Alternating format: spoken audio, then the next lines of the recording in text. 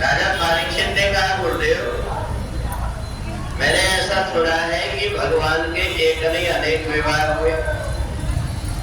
कहा इसलिए तो मैंने पहले रुक्मिणी विवाह की कथा बताया, इसके बाद भगवान के जितने विवाह हुए, कहा तो गिनती करना कि भगवान के कितने विवाह हुए। एक सत्राजित नाम का राजा था, उसके पास में मणि थी। एक दिन उसका भाई पहन करके गया, उसको शेर ने मार दिया, शेर को मार करके एक रीछ ले गया। अब सत्राजित ने कह दिया भगवान श्री कृष्ण को कि मेरी मणि में नियत कन्हैया की लगी थी, उन्हीं ने ही मेरे भाई को मार दिया। भगवान को दोष क्यों लग गया पता है? उनने चौथ के चंद्रमा के दर्शन किए। भगवान ने सोचा कि मेरी बनाई हुई विधि है, इसलिए मैं भी पालन करूंगा। मेरे को जो दोष लगा है इसको दूर करने के लिए गए, देखे तो प्रसेन जहां हमारा बड़ा था, वहां थोड़े आगे देखे तो शेर के पंजे लगे। आगे गए, शेर मरा पड़ा है, आगे देखे तो एक रीछ के पंजा लगे। तो जैसे ही भगवान आगे गए तो एक गुफा के अंदर मणि में छोटे छोटे बच्चे खेल रहे थे, और वहां जब भगवान मणि लेने के गए तो ऊपर से रीछ ने आक्रमण कर दिया। 28 दिन तक युद्ध हुए। आखिर के जब रीछ भगवान की तरफ देखने लगा तो उसको ऐसा लगा कहीं ऐसा तो नहीं ये मेरे परमात्मा ही है, अवतार लेकर के आ गए। तो ने कहा जामवंत कि तुम कहीं त्रेता युग के राम तो नहीं? भगवान ने कित मुरली कित चंद्रिका कित गोपियन के साथ अपने जन के कारण कृष्ण बने रघुनाथ। राम जी बन करके जैसे ही उन्होंने दर्शन दिए, अब तो जामवंत चरणों में गिर गए। कहा मेरे से बड़ी गलती हो गई, सिर्फ मेरी बेटी तुम स्वीकार करो। कौन? जामवती। भगवान के 2 विवाह हो गए। भगवान ने मणि ला करके सत्राजित को दिया। सत्राजित बड़ा लज्जित हुआ, मैंने झूठा कलंक लगाया, इसलिए मेरे अपराध को क्षमा करने के लिए मेरी बेटी सत्यभामा तुम्हें देता हूँ। क्या नाम है? सत्यभामा। कितने विवाह हो गए? 3। एक दिन भगवान यमुना जी के किनारे जा रहे थे, वहां भगवान को आवाज सुनाई दी, ओम नमो भगवते वासुदेवाय।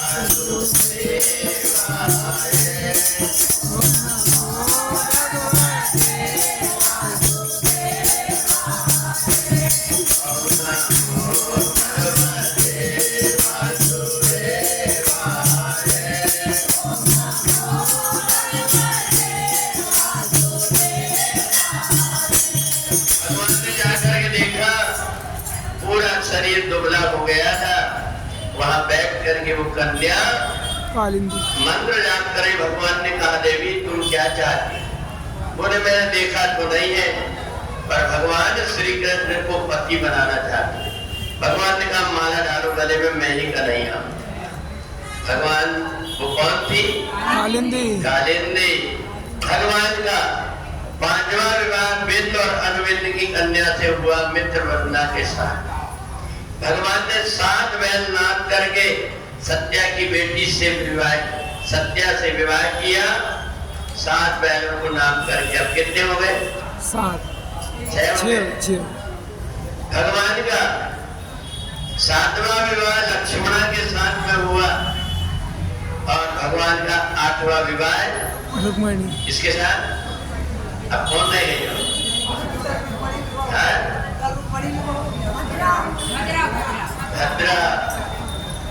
भद्रा के साथ में ऐसे भगवान के 8 विवाह हो गए।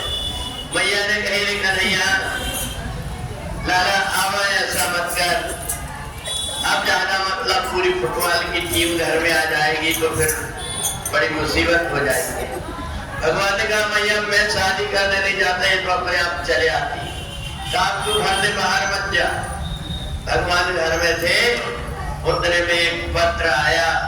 पत्र में भगवान ने देखा कि रो रो करके कन्याओं ने लिखा कि दुष्ट मूर्धैत्र भौमासुर के साथ मिलकर के हमें किला में बंद करके रखा है, आपके अलावा हमें कोई छोड़ा नहीं सकता। भगवान गए मूर्धैत्र को मार करके भौमासुर से, और उनको जब कहा कि अब तुम अपने अपने घर जाओ, तो वो रोने लगी। बेटी की जात मिट्टी के बर्तन जैसे होती है, एक बार कलंक लग जाता तो समाज स्वीकार नहीं करता, इसलिए आप ही हमें चरणों में स्थान दें। भगवान ने कहा कितनी हो? 16,100। भगवान ने कहा अब तो जयमाला कराएंगे तो भी तो 3 दिन लग जाएंगे, इसलिए सबको लेकर के भगवान अपने भक्तों की आंखों में आंसू ये देख न पाते, श्याम मेरे सोने आते, श्याम मेरे सोने आते,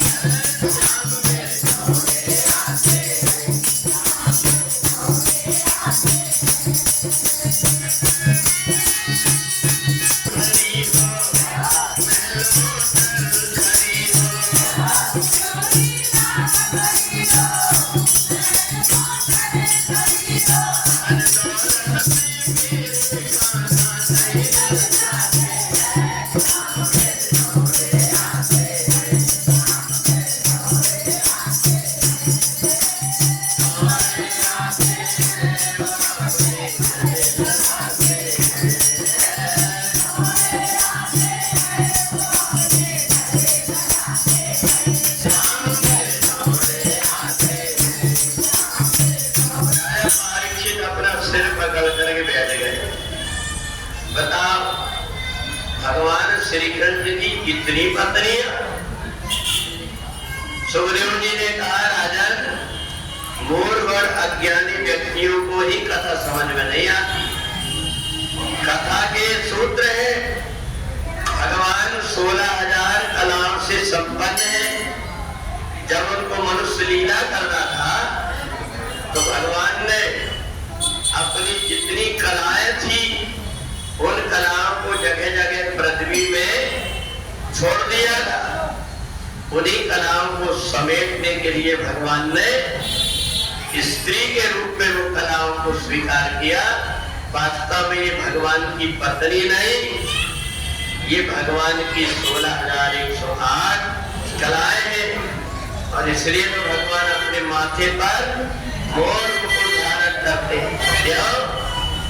योग योगेश्वर भगवान श्री कृष्ण अखंड ब्रह्मचर्य व्रत का पालन करने वाले, उनके कोई विवाह की नहीं बल्कि इनकी कलाएं हैं जो भगवान से बाल लीला में अलग रखे करके सामान्य लीला किए थे। आज भगवान ने उनको अपने से जोड़ दिया। नारद जैसे को भ्रम हो गया। अब इधर भगवान ने सोचा कि मेरे भोले बाबा का एक वचन पूरा कर देना चाहिए। कौन सा?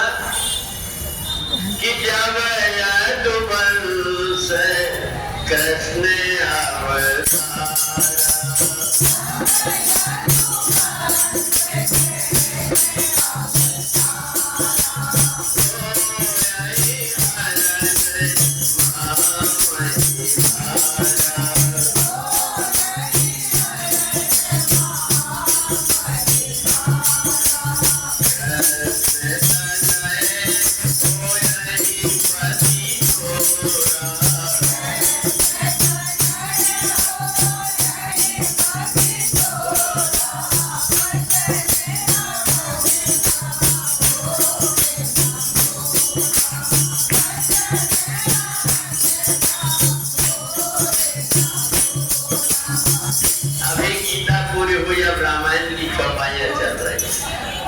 थोड़ी देर में भागवत में पूरी हो।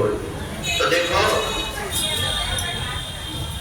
अपने यहाँ छिंदवाड़ा वालों से सब वक्ता इसलिए डरते कि अगर जरा सी चौपाई कहीं चूके उनको लगता है कि छिंदवाड़ा की महिलाएं पकड़ ले। तो इसलिए अब रामचरितमानस पत्नी रुक्मणी से एक बेटा हुआ जिसका नाम था प्रद्युम्न।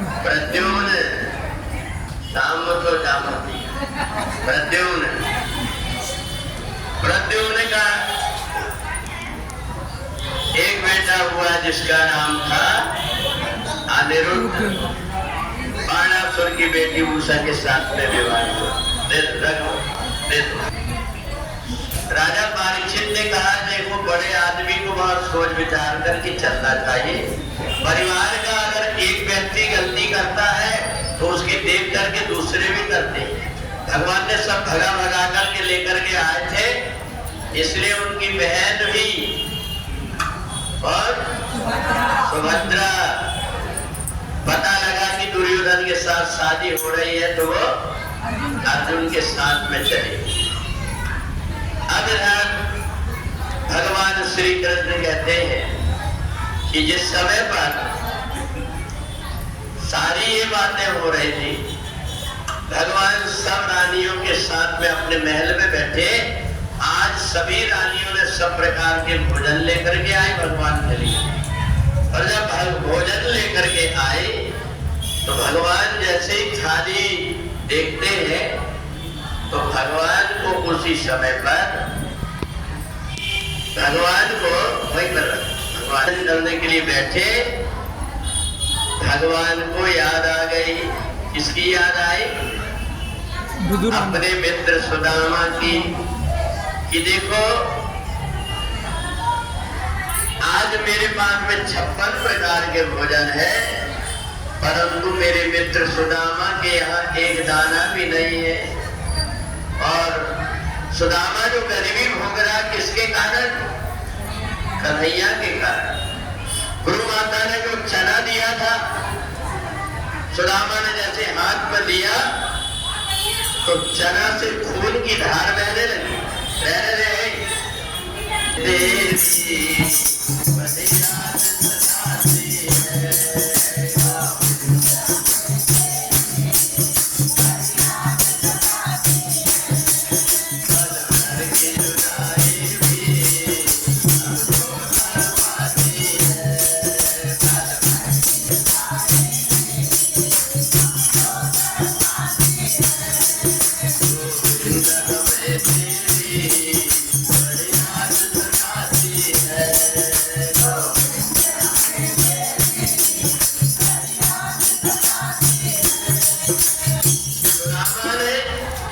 गुरु माता ने जैसे चना दिया, हाथ में दिए तो चना से खून बहने लगा।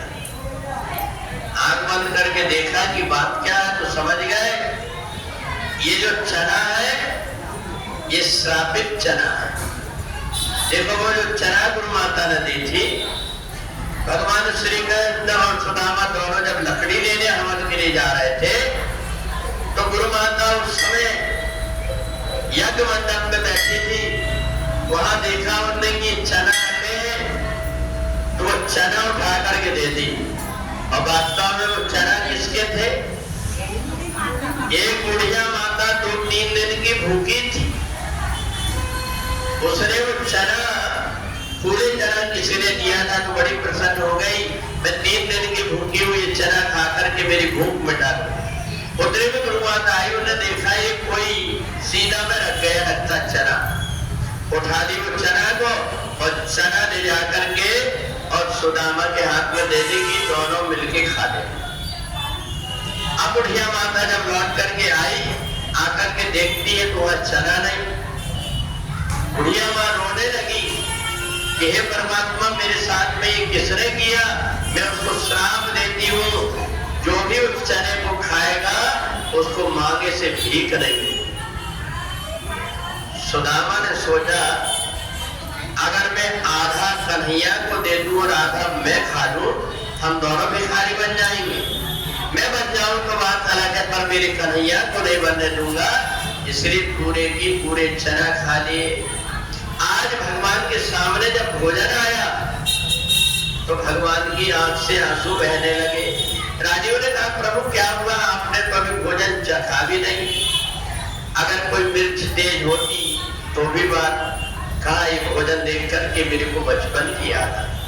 भगवान ने सारी बात बताया। रुक्मणी, मेरे को श्राप से बचाने के लिए मेरे मित्र सुदामा ने एक गरीबी ले लिया।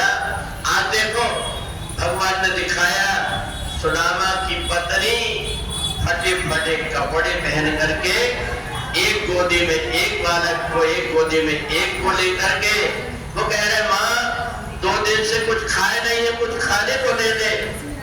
आज एक दाना घर में नहीं है, ऐसी दशा है। मेरे भगवान गरीबी किसी को न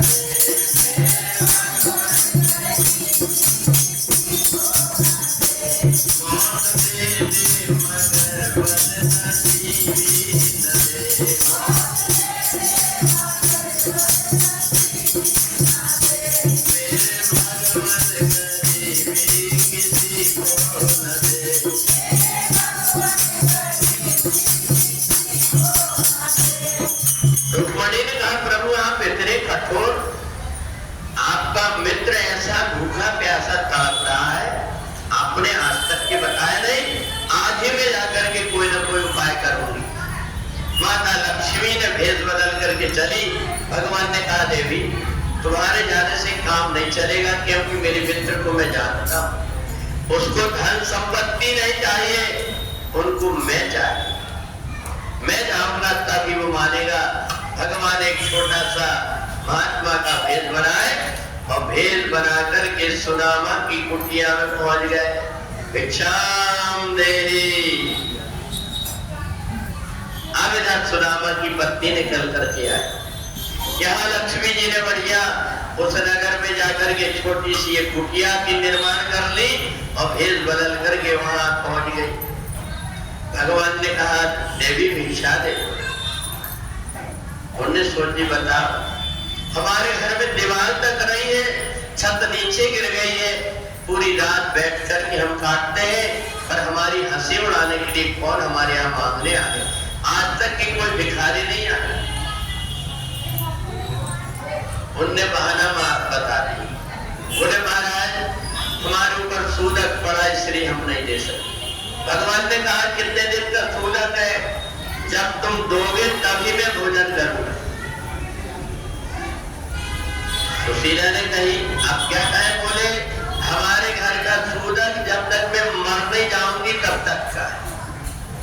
तो भगवान ने कहा, ऐसा किसने जन्म लिया, बोले एक बेटा ने जन्म लिया है, और जिस बेटे का नाम है दरिद्र नारायण। भगवान ने कहा, वो दरिद्रता ही मेरे को दान में दे दो। अब तो दौड़ करके सुदामा के पास गई, बोले सुन रहे, एक छोटा सा बालक महात्मा आया है, वो दरिद्रता मांग रहा है, दान में दे दूं क्या? उन्होंने कहा, सुदामा ने सुन, 1 मास 2 वर्ष में 2 एकादशी होए, अपने घर में भागनी नित्य एकादशी होए। पूरे एकादशी के दिन 15-15 दिन में व्यक्ति को भूखे रहना पड़ता है। और देख तो अपने ऊपर परमात्मा ने ऐसे कृपा किए कि अपने आप हर दिन एकादशी। मना कर दे, हमें नहीं देना। पत्नी ने कहा, क्षमा करना, हमारे पति ने मना कर दिया। भगवान ने कहा कि तुम्हारे पति पहले भी अक्खड़, मैं जानता हूं। बोले कैसे? भगवान तुरंत बदल दिए। कहा कि मैं द्वारका से आ रहा हूं, तो द्वारका में ये चर्चा चल रही थी, इसलिए मेरे को पता लगा है, इसलिए मैं आया।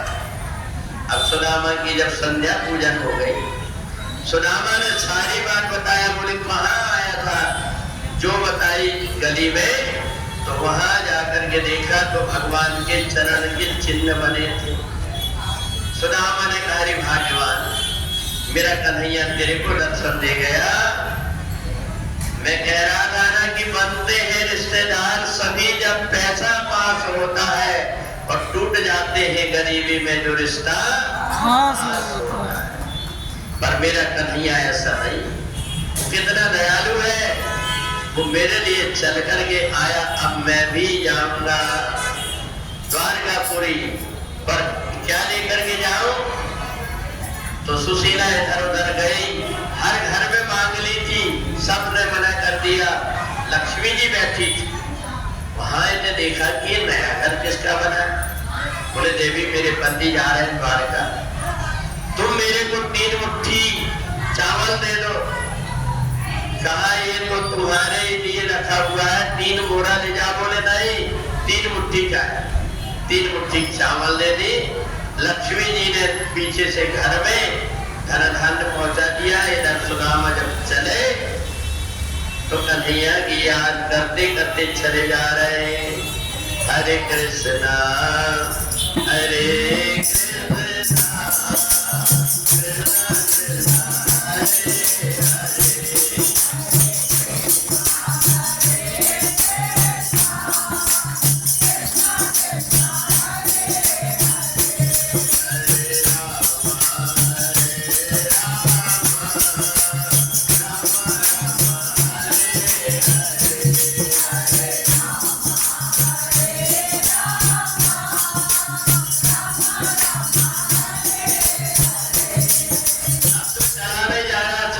हरे नदी के किनारे भूखे प्यासे पेड़ से टिक करके बैठ गए। थोड़ी सी झपकी लगी, भगवान ने योग माया से अपनी नगरी में बुलवा लिया। अब जब देखा सुदामा ने कि वे कहाँ आ गया, पूछा हमने कौन सा नगर है? बोले द्वारकापुरी। अब तो प्रसन्न हो गया, अब तो मेरा कन्हैया यही रहता है, मैं कन्हैया के पास हो।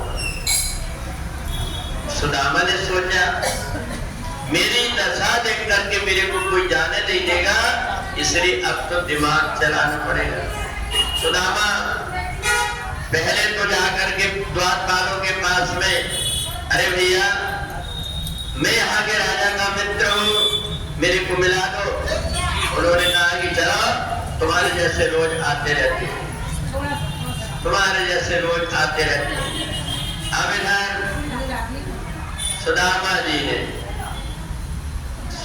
जी ने चाल चली कि पता है मेरी दशा देख रहे हो तुम, मेरे को जानते नहीं, मैं कन्हैया का कौन रिश्तेदार?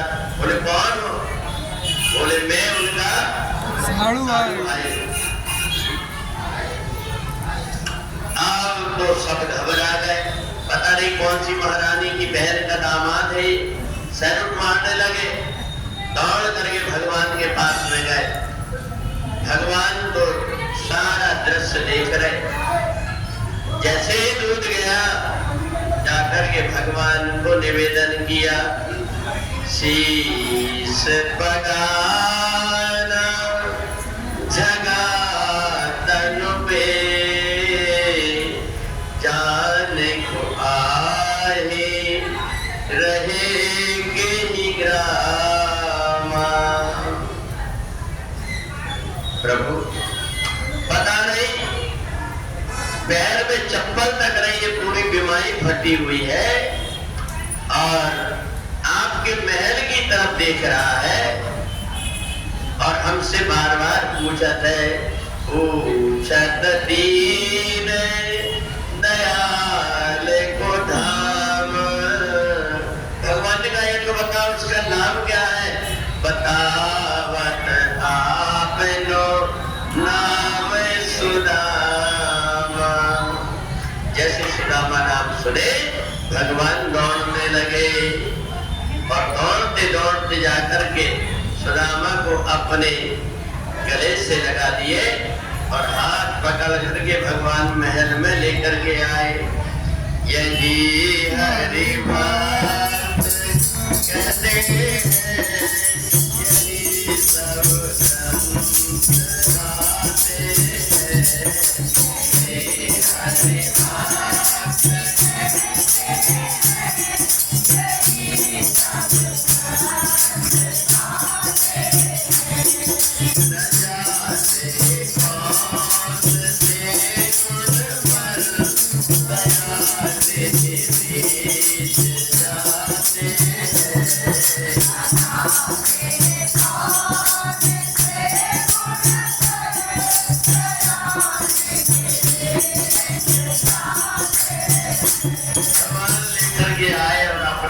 आसन पर बिठा करके नीचे बैठ गए। रानियों से कहा तुम जल लेकर के आओ, मैं अपने मित्र के चरण को धोऊंगा। राजा परीक्षित से कहते हैं सुखदेव, भगवान पहले जन्म का कर्ज उतारने के लिए सुदामा के चरण धो रहे हैं। पहले जन्म का? बोले पहले जन्म में केवट था, इनने गंगा जी के जल से भगवान के चरण धोया था, पर आज भगवान ने पानी भी नहीं छुआ। पानी परात को हाथ छुए नहीं, और नैनन के जल सो पग धोयो। देख सुदामा की दीन दशा, करुणा करके करुणा निधि रोयो। भगवान कहने लगे मित्र, मेरी भाभी ने कुछ भेजा है। सुदामा ने कहा बापे का उधर भेंट जाको भर नहीं पेट, है दरिद्र की चपेट, बाको संग लायो आज। कन्हैया देख रहा ना, मेरी धोती देख रहा, 10 जगह से गांठ लगी है, इससे दुगनी तेरे भाभी ने ही लगा करके पहनी। कपड़े तक पहनने को नहीं है, मैं भेंट क्या ला करके दूंगा तेरे। कहा नहीं, तुम कुछ छिपा रहे। भगवान ने झपट लिया तुरंत। सुदामा ने कहा नहीं कन्हैया, तू बड़ा राजा तो बन गया, पर तेरी छीना झपटी की आदत गई नहीं। कन्हैया ने कहा तेरी कौन सी आदत चली गई? छिपाने की पहले भी छिपाया था, अभी भी छिपा रहा था, मेरी भाभी ने भेजी इसलिए मैंने ले लिया। भगवान ने एक मुट्ठी खाकर एक लोग का राज, दूसरी मुट्ठी खाकर दूसरे लोग का तीसरी मुट्ठी खाने लगे। दासियों का प्रसाद ऐसे नहीं खाते, सबको बांटना पड़ता है। सारी रानियों को प्रसाद दे दिए। सुदामा को याद आया, मैं भूखे बच्चों को छोड़ करके आया था, जल्दी चल जाना चाहिए। भगवान ने बढ़िया स्नान करा करके बढ़िया बढ़िया वस्त्र पहना दिए, अपने हीरे के हार दे दिया सुदामा को पहनने के लिए। सुदामा ने सोचा इन्हीं को बेच करके पूरी जिंदगी चल जाए। सुदामा ने कहा कन्हैया मैं जाना चाहता, कहा रुकवा भी 1-2 दिन। बोले नहीं अब हमको जाना है। कहा जा रहे हैं? बोले हाँ।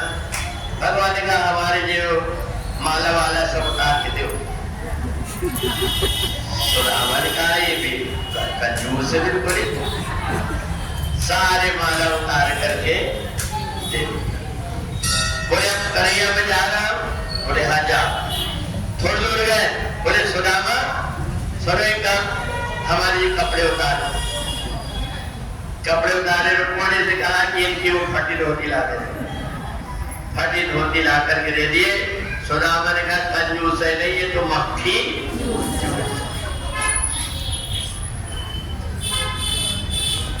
राजा परीक्षित वो देखने लगे सुखदेव की ये तो दीन बंधु है, ये मजाक गरीबी का क्यों उड़ा रहे?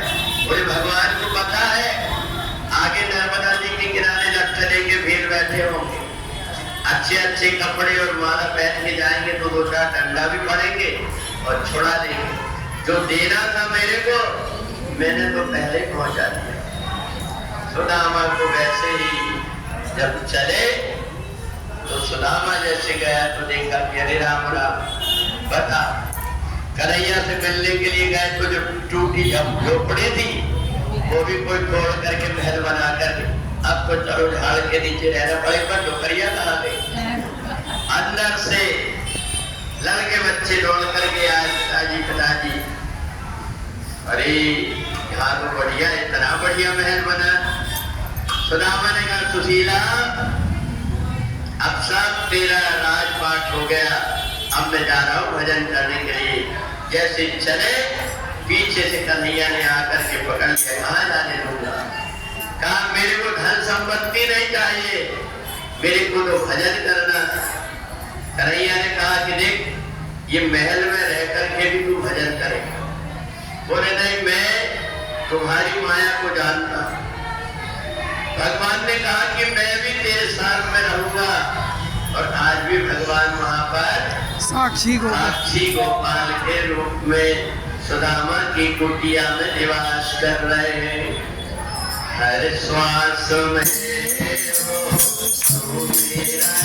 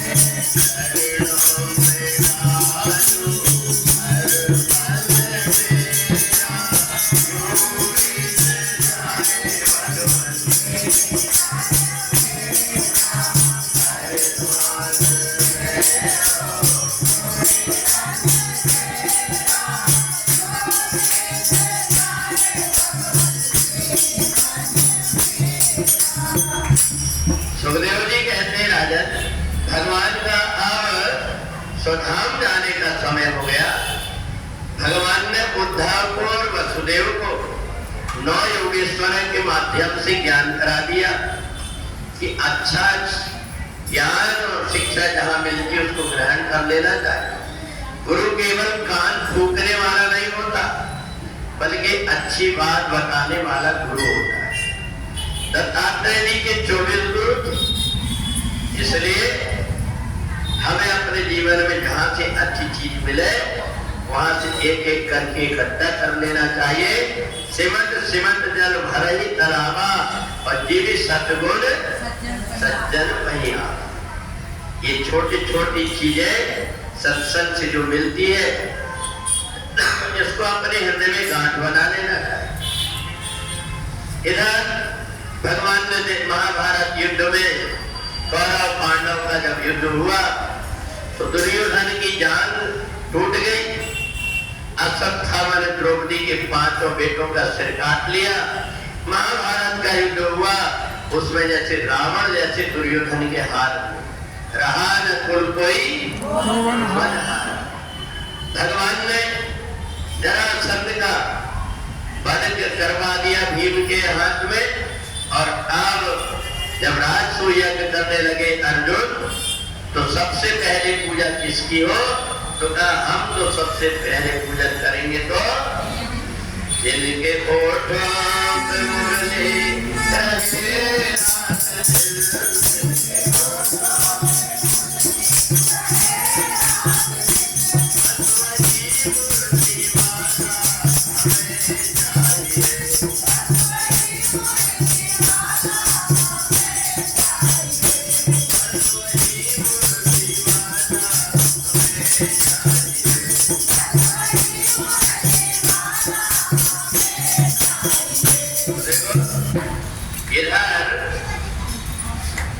कन्हैया की पूजा करेंगे।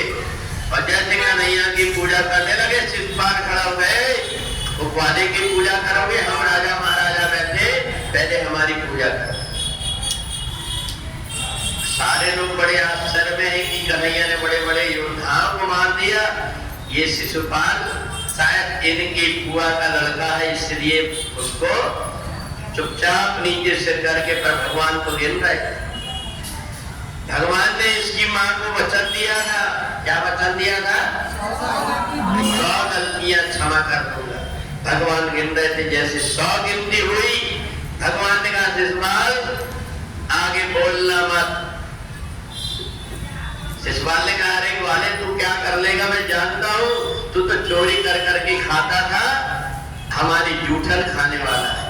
भगवान ने तुरंत सुदर्शन चक्र से शिशुपाल का वध कर दिया और जब दंतवक्र आया तो उसका भी वध कर। भगवान ने जैसे ही घर पहुंचे जाकर के अपने बेटा बेटियों को समझाए कि देखो अपने से कोई दुखी न हो ऐसा व्यवहार करो। सांब ने कहा कि अपना उपदेश अर्जुन को सुनाना। तो सांब बहुत उद्दंड था, किसका बेटा था ये? जामवती। उन्हें कहा कि अर्जुन को सुनाना, हमें बताने की जरूरत है, हमको सब आता है।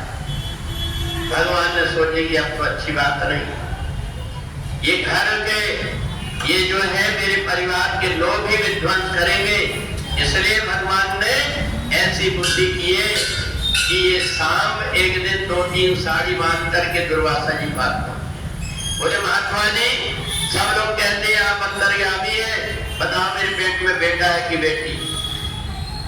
दुर्वासा जी ने कहा बेटा भी नहीं है बेटी भी नहीं है और मूसर होगा जो तुम्हारे यदुकुल का नाश है। अब तो ये घबराया, जैसे देखा तो नीचे मूसल गिरा, उसको घिस घिस करके फेंक दिए, वो समुद्र में सरकंडा नाम की वनस्पति बनी। भगवान ने कहा संत का अपमान किए हो, इसलिए ये द्वारकापुरी अब डूब जाएगी, क्योंकि ब्रह्मा ने यहाँ धर्म कर्म करने के लिए बनाया। तुम सब एक काम करो, प्रभास क्षेत्र चले जाओ। सबके सब सोमनाथ आ गए, वहां एक दिन शराब पी लिए, लड़ करके एक दूसरे से मर गए। समुद्र में एक इतना बड़ा टुकड़ा पड़ा था, वो प्याज को उसने लगा करके रख लिया। भगवान श्री कृष्ण ने सोचा कि अब मेरे को भी जाना चाहिए। सब इधर उधर शरीर छोड़ने की कोशिश किए, पृथ्वी ने मना कर दी, जल ने मना कर दिया, अग्नि ने मना कर दिया। भगवान ने देखा कि आकाश और वायु भी मना कर दिए। अब बड़ी चिंता में थे। वेदव्यास जी ने कहा आप अपने शरीर को जड़ बना लीजिए तो मैं एक पुराण लिख दूंगा जो आपका शरीर मानी जाएगी, और उसी भगवान के शरीर से ये पुराण की रचना करके श्रीमद् भागवत के 18,000 श्लोक लिख दिया वेदव्यास। इधर भगवान ने उद्धव को ज्ञान दिया, उद्धव अब मैं अपना शरीर छोड़ करके जा रहा हूँ, पर ऐसा मत सोचना तुम अकेले हो गए, ये भागवत जी मेरा शरीर है, जहाँ जहाँ भी कथा होगी वहां मैं अपने भक्तों को आशीर्वाद देने जरूर पहुंचूंगा। अब भगवान ने तुरंत अपना ध्यान किए, साथ ही आ गया रथ लेकर के। इतने में व्यास ने जैसे ही पैर में मारा, वैसे ही भगवान रथ में बैठ करके दिव्य विभूति चले गए और वही शरीर भागवत जी में प्रवेश कर गया। बोलिए भागवत भगवान जय। सुखदेव ने कहा राजन अब तुम्हारा भी समय पूरा हो गया, वो देखो वो पेड़ में तक्षक आ रहा है, तुम एक काम करो प्राणायाम करके प्राण को ऊपर चढ़ा लो, और मैंने तुम्हें बताया है तुम साक्षी भाव से हो जाओ। देखो जब तक कि हम अपने आप को सब प्रकार के प्रपंच से अलग नहीं करते तब तक ये जीवात्मा मोह और माया से छूटता है। इसलिए मरते समय केवल परमात्मा की याद रहे, इसलिए अपना पूरा सामान समेट लेना चाहिए। जब भी बुलावा आए जाने को तैयार रहे, ऐसी तैयारी से अगर आप रहेंगे तो लौट करके जन्म मरण में नहीं पड़ना। राजा परीक्षित को याद हो गया, गुरुजी ने समझाया था तेरा सत्य चित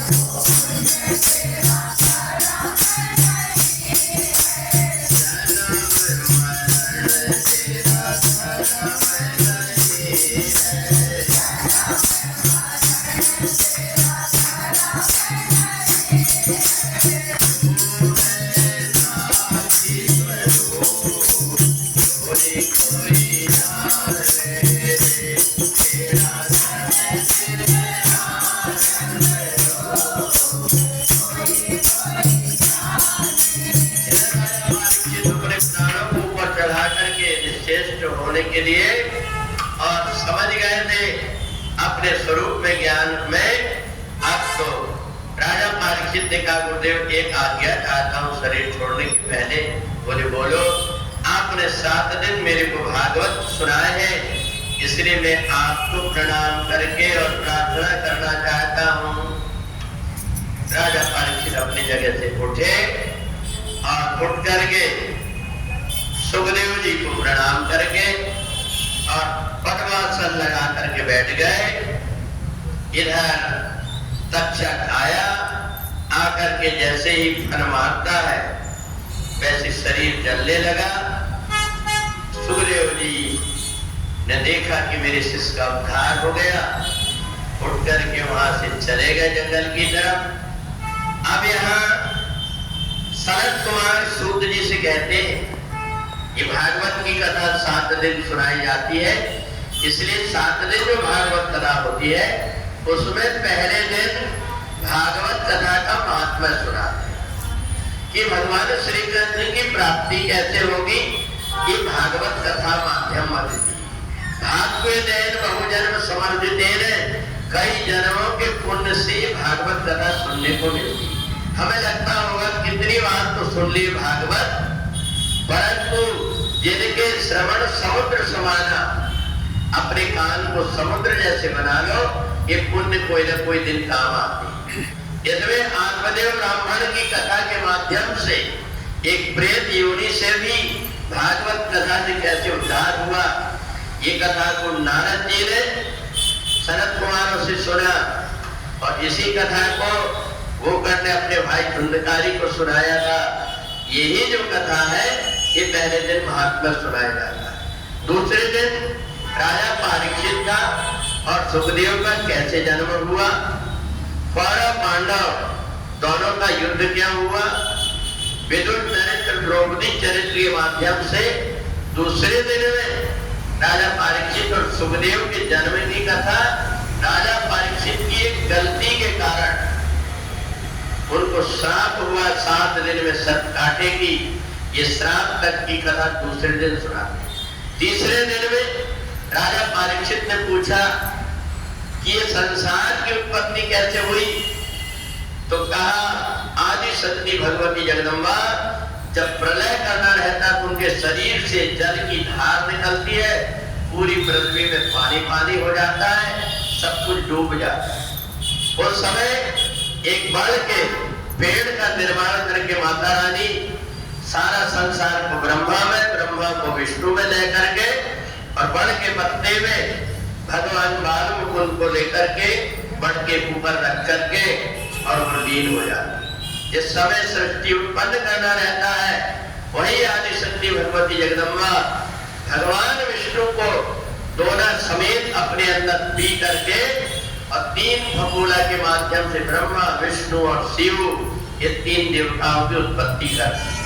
ब्रह्मा को अपनी एक तरफ से उत्पन्न करके ब्रह्माणी, एक तरफ से विष्णु को लक्ष्मी दे दी और शिव जी से कही जब कभी जरूरत पड़ेगी मैं तुम्हारी पत्नी बन करके अवतार। अब इधर वैसे सृष्टि आगे कैसे बढ़ी।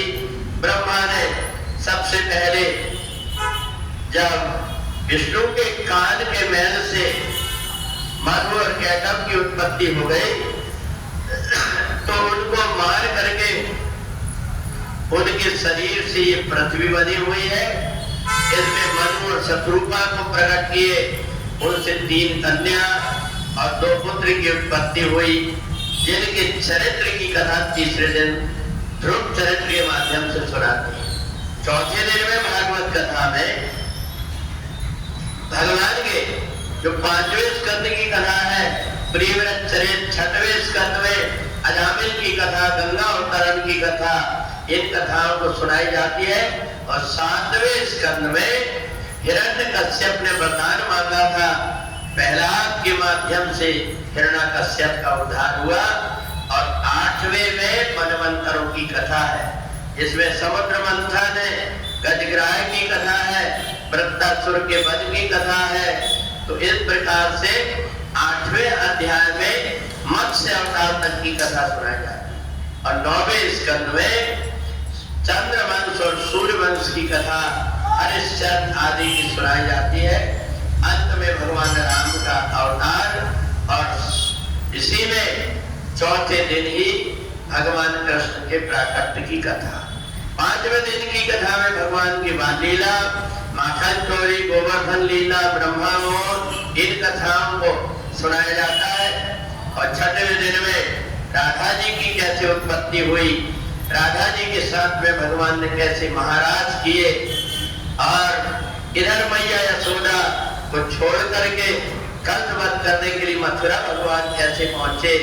ये 6वें दिन की कथा में कंसवध करके सुदामा से मित्रता करके लौट करके आए और फिर 18 छोड़ी सेना के साथ में जरासंध से युद्ध करके भगवान और तालियवन का वध करा करके द्वारकापुरी में पहुंच करके रुक्मणी से विवाह किए। इस 6वें दिन सुनाते।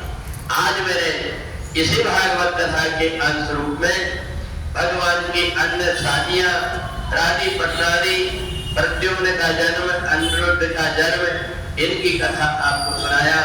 सुदामा चरित्र की कथा, सुभद्रा हरण की कथा, दत्तात्रेय जी योगेश्वर के माध्यम से कथा, यदुवंश का कैसे नाश हुआ, भगवान कैसे स्वधाम हो गए और किस प्रकार से यदि यादवों का संहार होकर के परीक्षित का मोक्ष हुआ, ये सारी कथा सौनक आदि ऋषियों को सूत जी ने सुनाया। अब अंत में एक श्लोक के साथ में हम आज की कथा का विश्राम करेंगे। बोले भागवत भगवान की जय। हरि की कथा सुनाने वाले, हरि की कथा सुनाने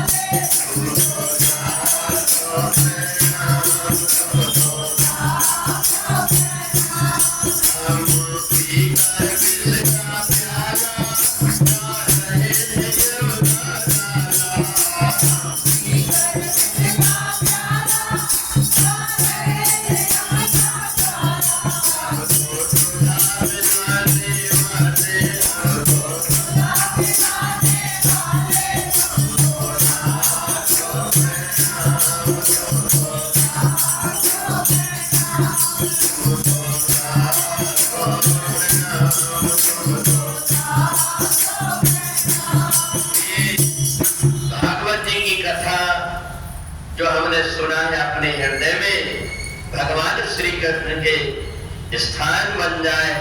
इसलिए आखिरी श्लोक को हमारे साथ में आप बोलेंगे।